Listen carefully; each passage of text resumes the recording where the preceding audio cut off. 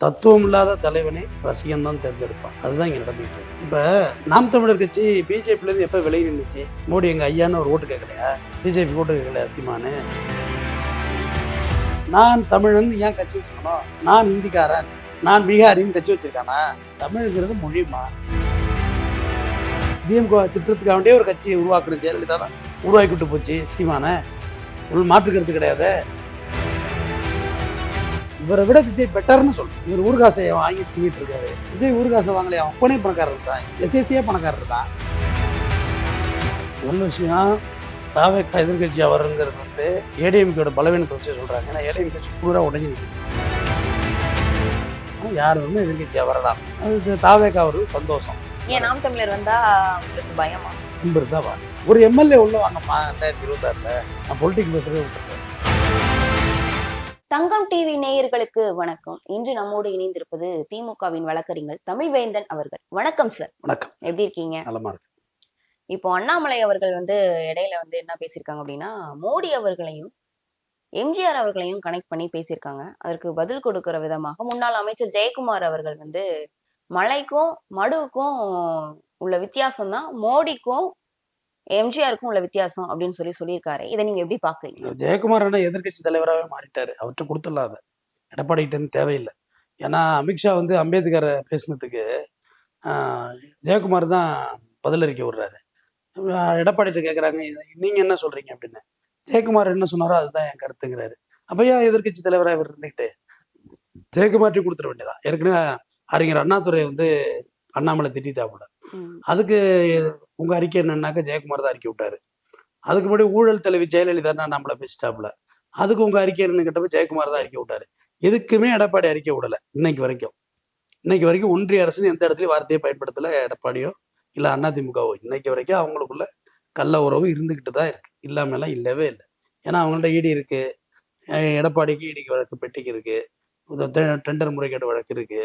கொடநாட்டில் போய் இப்போதான் கோர்ட்டில் ஆர்டர் வாங்கிட்டு இருக்காரு என்னை பற்றி பேசக்கூடாதுன்னு சொல்லி. அதான் அவருக்கு மட்டும்தான், எல்லாரெல்லாம் பேசக்கூடாதுலாம் கிடையாது. அவர் முதலமைச்சராக இருந்தப்போ தான் ஜெயலலிதாவுடைய வீட்டில் முதலமைச்சரோட வீட்டில் 5 பேர் படுகொலை செய்யப்படுறாங்க. அப்போ அதை பற்றி யார் ஒன்றும் பேசாமல் எப்படி இருப்பாங்க? எல்லாரும் பேசுவாங்க. இந்த பாயிண்ட்டுக்கு வாங்க.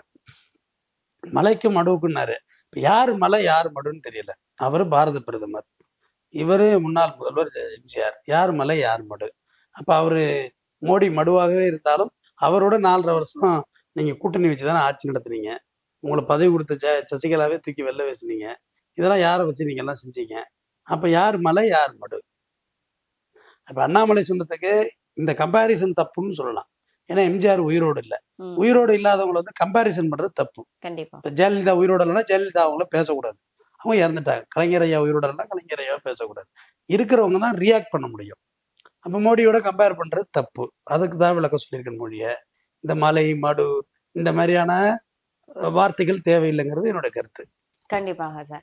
இன்னொரு விஷயம் பாத்தீங்க அப்படின்னா, அண்ணாமலை அவர்களுடைய அதாவது பாஜகவோட கூட்டணி வைக்கிறதுக்கு நாம் தமிழர் கட்சி வந்து தயாரா இருக்கிற மாதிரி இருக்கு அப்படின்னு அரசல் புரசலா வந்து பேசிட்டு இருக்காங்க. இதை எப்படி பாக்குறீங்க? இவரு பின்னணி என்னவா இருக்கும் அப்படின்னு நினைக்கிறீங்க? நாம் தமிழர் கட்சியோட பின்னணி வருங்காலத்துல என்னவா இருக்கும்? தத்துவம் இல்லாத தலைவனை ரசிகன் தான் தேர்ந்தெடுப்பான். அதுதான் இங்க நடந்துகிட்டு இருக்கு. இப்ப நாம் தமிழர் கட்சி பிஜேபியிலேருந்து எப்ப விலகி நின்றுச்சு? மோடி எங்க ஐயான்னு ஒரு ஓட்டு கேட்கலையா? பிஜேபி ஓட்டு கேட்கலையா? சீமானு ஜெயலலிதா ஓட்டு கேட்கலையா? சொல்லுங்க, கேட்டார்ல. என்னைக்கு பிரிஞ்சிருச்சு? அண்ணாமலை என்ன இவங்க பாட அவங்க ஆட அப்படியே தில்லான மோகனம்பால் மாரி இருக்குதுன்னு ஒரு கவுண்டமணியை விட்டு ஒரு படத்துல வரும். நீ எடுக்கிற 5-10 பிச்சைக்கு இது தேவையா அப்படின்னு சொல்லுவாங்கல்ல ஒரு விட்டு காமெடிக்கு. அது மாதிரி அண்ணாமலை அவர்கள் சீமானை புகழ்றார், சீமானவர்கள் அண்ணாமலை புகழ்கிறார். அவங்க ஒன்னா தானே இருக்கிறாங்க, அவங்க ஒன்றும் பிரிஞ்சு இல்லையே. இப்ப விஜயோட வருகை அதை திமுக கடந்து போயிட்டு இதுல யார் யாருக்கெல்லாம் பயம் கொடுத்துச்சுன்னா, வெறும் தத்துவம் இல்லாத இளைஞர்களை வைத்திருந்த கட்சிகள் பயப்படுது.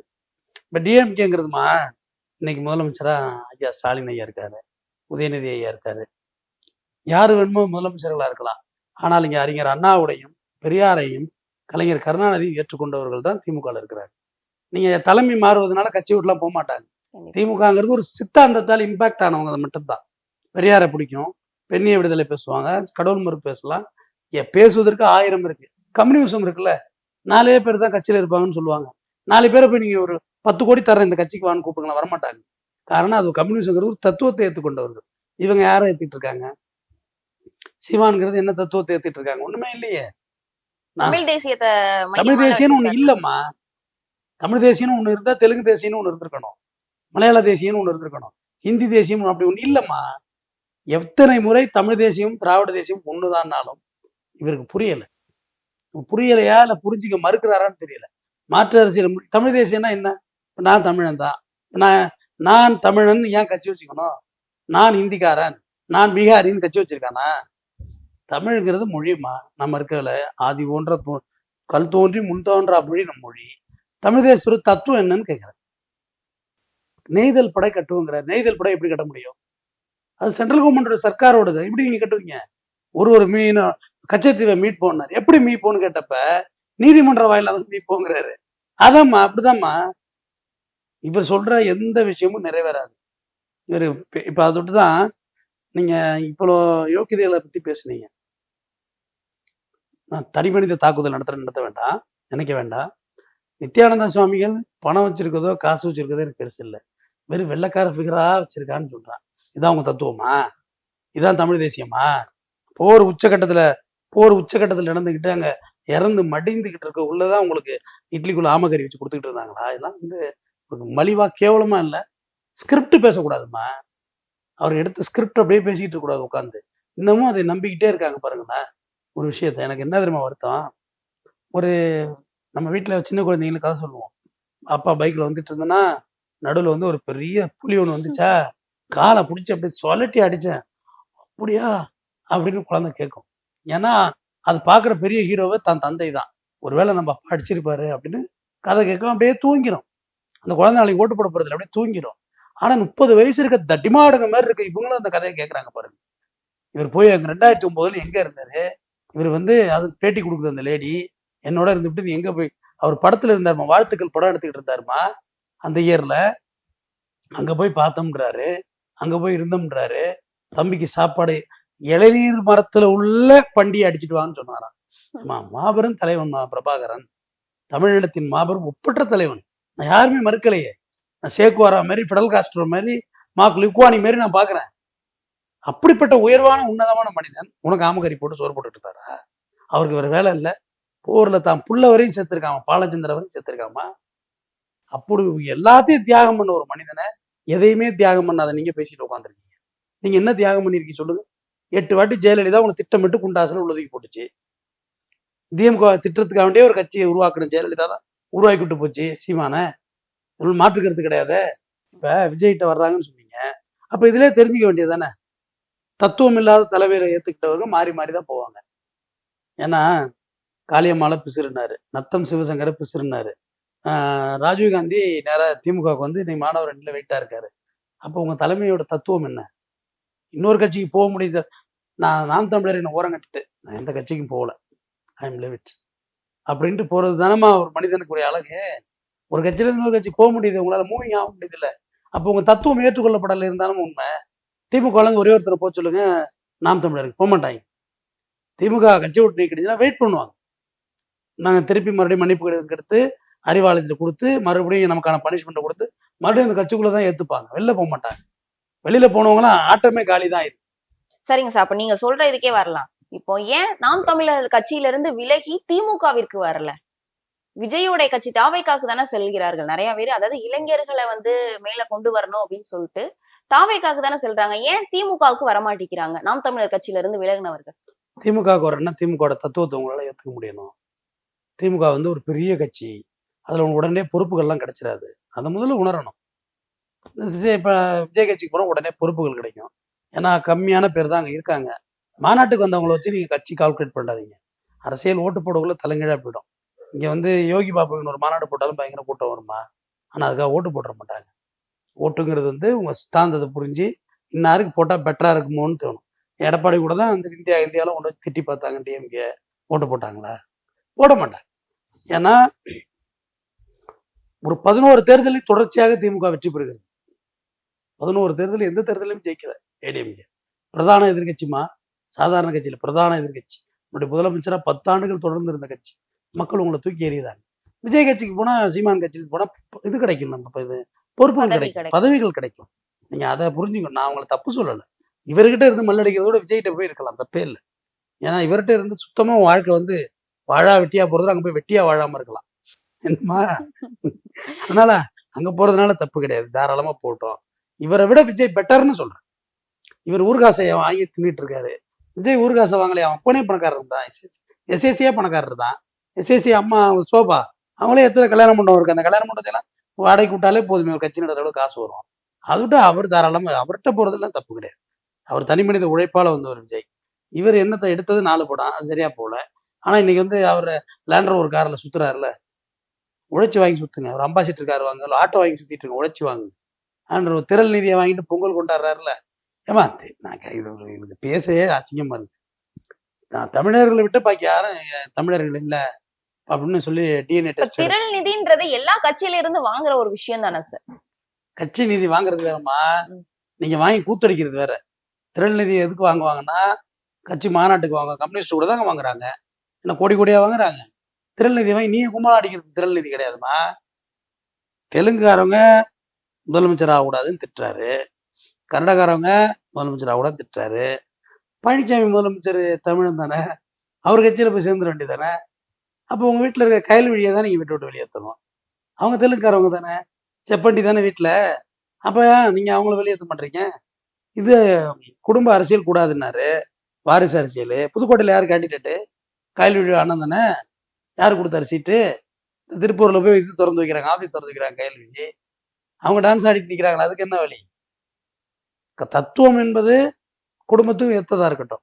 நீங்க வேணா கேட்கலாம், நீங்க கடவுள் மறுப்பு பேசுறீங்க சார், நீங்களே பொட்டு வச்சிருக்கீங்க, திருமதி துர்கா அம்மா அவர்கள் வந்து கோயிலுக்கு போறாங்க, அதுதான் பெரியார் சொன்னார். உன் புத்திக்கு நீ என்ன தோணுதோ அதை செய்யினார். அந்த பெண்ணிய விடுதலை இருக்குல்ல. ஏன் ஸ்டாலின் நினைச்சா நீ கோயிலுக்கு போக கூடாது, எனக்கு பேர் கெட்டு போகுதுன்னு சொல்ல தெரியாதா அவருக்கு? இந்த பொட்டு வச்சுதானே உட்காந்து பேசுறேன் நேரா உங்க நேரா, இந்த பொட்டு அழிச்சிட்டு வந்து நடிச்சிட்டு இருக்கேன்னா என்ன? இல்லம்மா, பெரியார் தெளிவா சொல்லுவோம், புத்திக்கு என்ன தோணுதோ செய்யடா, அதுதான் சுயமரியாதைன்னாரு. நீ என்ன பொட்டு வைக்க கூடாதுன்னு சொல்றது உங்க ரைட்ஸ் கிடையாது, நீ பொட்டை வைன்னு சொல்றது உங்க ரைட்ஸ் கிடையாது, நீ என்ன மாட்டுக்கறி திங்க கூடாதுன்னு சொல்றது ரைட் கிடையாது உனக்கு. நான் என்ன வேணுமோ என் தட்டில் நான் சாப்பிடுவேன், நான் என்ன ஆடை கொடுத்தோம் நான் தான் முடிவு எடுப்பேன். நீங்க ஸ்லீவ்லெஸ்ஸும் போட்டுக்கலாம், சுடிதாரும் போட்டுக்கலாம், புடவையும் கட்டிக்கலாம், நைட்டியும் போட்டுக்கலாம், உங்க விருப்பம் அது. உங்கள் ஆடை உங்கள் சுதந்திரம், உங்கள் தலைமையை நீங்க இப்படி வெட்டிக்கலாம் இப்படி வெட்டிக்கலாம், அது உங்க தலைமையர். அது நான் இதை இப்படி வெட்டுன்னு சொல்றதுதான் தப்பு. அது உங்க சுதந்திரத்தை நான் பறிக்கிறது. அதுதான் திமுகவில் இருக்கு. யார் வேணுமோ வரலாமா இங்க. மக்கள் உங்களை ஓட்டு போட்டா ஜெயிச்சுட்டு போங்க, அவங்களை யார் மறிச்சா? மக்களை ஏத்துக்கிட்டா யார் மக்கள் தீப்பே மகேசன் தீர்ப்புமா? நீங்க உங்களை மக்களை ஏத்துக்கிட்டா ரைட், தாராளமா வாங்க. நாளை சீமான் முதலமைச்சர், எங்க நாட்டின் முதல்வர் சீமான் நான் பேச போறேன், என்ன இருக்கு இப்ப? அவர் கட்சியில போய் பேச போறது இல்ல. இப்ப எனக்கு மோடியே பிடிக்காது, பிஜேபியே பிடிக்காது, அதுக்காக என்னோட பிரதமர் மோடி இல்லைன்னு நான் பேச முடியுமா? அபாவன் பேச முடியுமா? உட்காந்து இவர் தான் எல்லாரையும் அபாவன் பேசுறாரு, மோடியை நான் அபாவன் பேச முடியுமா? அவர் பிரதமர் ஐயா, அவருக்கான மரியாதையை நான் வழங்குறேன். என் நாட்டுக்கு மாநில அரசுக்கு தேவை நிதியை கொடுக்கணும், அவரு நான் கொடுத்தாதான் நான் வந்து இங்க ஆட்சி நடத்த முடியும். அதுல காம்ப்ரமைஸ் இல்லையே. இந்த 5ஆம் வகுப்பு 8ஆம் வகுப்பு பொது தேர்வுனாங்க, எதுக்க வேண்டியதானே? திமுக மட்டும் தானே எதிர்த்துச்சு. இன்னைக்கு இந்த இல்லைன்ட்டாங்களே, மத்திய அரசு டிக்ளேர் பண்ணிட்டாங்களே, இந்த கொண்டாந்து மருத்துவ கழிவுகளை கொட்டுறாங்கன்னாங்க. இதுக்கு சீமா நடத்திய போராட்டம் என்ன? விஜய் நடத்திய போராட்டம் என்ன? எடப்பாடி பழனிசாமி நடத்திய போராட்டம் என்ன? திமுக தானே நீ போராடி திருப்பி ஏத்தி அந்த மாநில அரசுல கொட்ட வைக்க முடியுது இல்லம்மா, ஒரு தெம்பு. அதுதாம்மா தெரானிங்கிறது. இவங்க ஏதாவது போராடி இருக்காங்களா? டோல்கேட் எடுக்கணும்னு சீமான் சொன்னார்ல, கட்டிங் வந்தது, கமிஷன் வந்து வாங்கி படுத்துக்கிட்டாரு, அவ்வளவுதான். நான் சிங்கம் போய் தின்னுட்டு வந்து குகையில படுத்துட்டாரு. ஏன் இப்ப டோல்கேட் எல்லாம் இல்லையா நாட்டுல? போய் வேல்முருகன் உடைச்சாரு டோல்கேட்டை, தமிழர் வாழ்வு கட்சி வேல்முருகன். ஏன் உடைக்க வேண்டியதானே, போய் ஒரு டோல்கேட்டை தகர்க்க வேண்டியதானே? நெய்தல் படை கட்ட பதவிக்கு வந்ததுக்கு பிரகாரம் அந்த மாதிரியான நடவடிக்கைகளை எடுப்பாரா? அந்த ஈர வெங்காயம் எல்லாம் எங்களுக்கும் தெரியும், ஒரு வெங்காயமும் கழிக்க முடியாது. அது சென்ட்ரல் கவர்மெண்ட்ல இருக்கு, நிதின் கட்காரியை போய் கேட்கணும். எப்படி நீங்க போய் எடுப்பீங்க டோல்கேட்டை? எடுக்க முடியாதம்மா. முதல்வர் ஆனோன்னா இங்க பரனூர் 2 டோல்கேட் எடுத்து விட்டாரு. யாரு முதல்வர்? இங்க சிறுசேரியில் உள்ள டோல்கேட்டை வாக்குறுதி கொடுத்தாரு, எடுத்தாரு, தேர்தல் வாக்குறுதி கொடுத்து எடுத்தாரு. அது முடியும். மக்கள் வழியில ஜனநாயக வழி நீதிமன்ற வழியில காவிரி நதி நீரை கொண்டு வந்து விடுவார்களா? ஒரு பாட்டில் கூட இப்ப கொண்டு வர முடியாது. அது நதிநீர் மேலாண்மை வாரியம் இருக்கு, அவங்க சொன்னாதான் நடக்கும். அதெல்லாம் நல்லா செய்ய முடியாது. ஏன் குறைந்தபட்சம் நீங்க டோல்கேட்டுக்கு எதிராக போராடலாம்ல சீமான்னு கேட்கிறேன். ஒரு 10 பேரை அழைச்சிட்டு போய் போராடலாமா? இல்லை, எங்க போறாரு அவரு? அவர் ரோட்ல போகல, கண்ணை முடிக்கிறாரு, தூங்கிடுறாரா போதை இதை போட்டு? டோல்கேட் இருக்கிறது கண்ணு தெரியுது இல்ல? அங்க நின்று இறங்கி ஒரு கோஷமாவது போட்டு போலாமா இல்லையா? டோல்கேட்டை அகற்றுவோம், சுங்கச்சாவடியை ஒழிப்போம்னு பேசலாமே, பேசலையே. அப்போ உங்களோட கொள்கை வேற மாதிரி வச்சிருக்கீங்க. ஆனா திமுக திட்டணுங்கிற சினாரியோ வச்சிருக்கீங்க. நம் நாட்டுடைய முதல்வர் அம்மா, நம் நாட்டுடைய துணை முதல்வர், அவங்கள வந்து இந்த சவுக்கு சங்கர் போல வீடு பூந்து திட்டுறதெல்லாம் தப்பு. வீட்டில் உள்ள பொம்நாட்டிகளை ஏன் திட்டுறீங்க? பொலிட்டிக்கல் வந்தா திட்டுங்க. கனிமொழி அக்காவை திட்டுறீங்களா? ரைட். எம்பியா இருக்காங்க, நீங்க திட்டுறது ரைட்ஸ் இருக்கு. கொஞ்சம் டெமோக்ரஸி கண்ட்ரி தானே இது. நீங்க எங்களுக்கு இதை செஞ்சு கொடுக்கலன்னு கேட்கறதுல ரைட் இருக்கு உங்களுக்கு.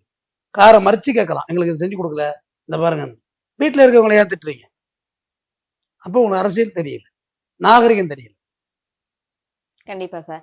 இன்னொன்னு 2026 சட்டமன்ற தேர்தல் வந்துட்டு இருக்கு. அதுக்கு வந்து இப்போ எல்லாரும் சொல்றாங்க, கண்டிப்பா வந்து எதிர்க்கட்சியா விஜயோடைய தாவேகா கட்சி தான் இருக்கும் அப்படின்ற மாதிரிலாம் அரசல் புரசலா பேசுறாங்க.